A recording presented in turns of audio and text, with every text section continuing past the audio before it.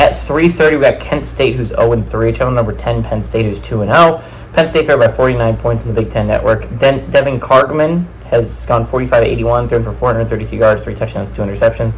Kai Thomas has had 36 carries for 89 yards and is their leading rusher. By the way, your leading rusher having less than 100 yards is rough through 3 games. Luke Florica has had 15 catches for 209 yards and 2 touchdowns. Drew Aller's got 24-37 for the Nittany Lions, thrown for 420 yards, 5 touchdowns, 1 interception.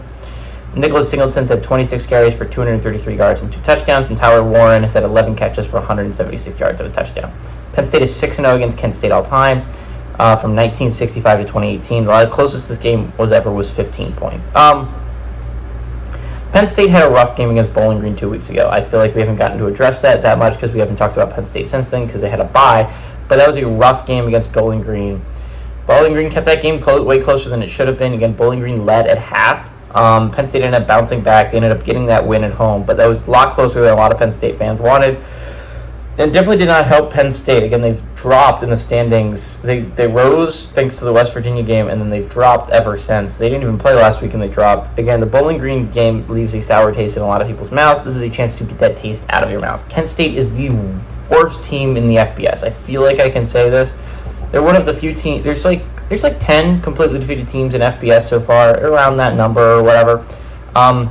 Kent State might be the worst. They're the worst, in my opinion. This is the worst team in college football right now. I don't know if they win a game. They lost their one that they probably should have won against St. Francis, PA, which was their first FBS win ever. So Kent State's really bad, guys. And Penn State's solid. I think there's some problems with Penn State, and I hope they use that bye week to address them. Because you play Illinois next week, and that could be an undefeated Illinois team that is riding high, and that is a good Illinois squad. So I'm going to be very interested. That game's going to be big next weekend. So Penn State needs this one. They need this one to win by a lot. I feel like they do. Kent State is, again, I cannot over-exaggerate this, the worst team in the college football landscape. Kent State is atrocious. They are so bad.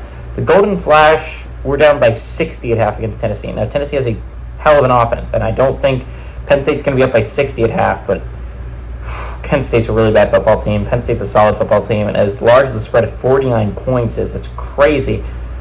I kind of like Penn State to cover that simply because of how bad Kent State is. Like, this is a really bad football team. Giving you the Nittany Lions to win and cover at home.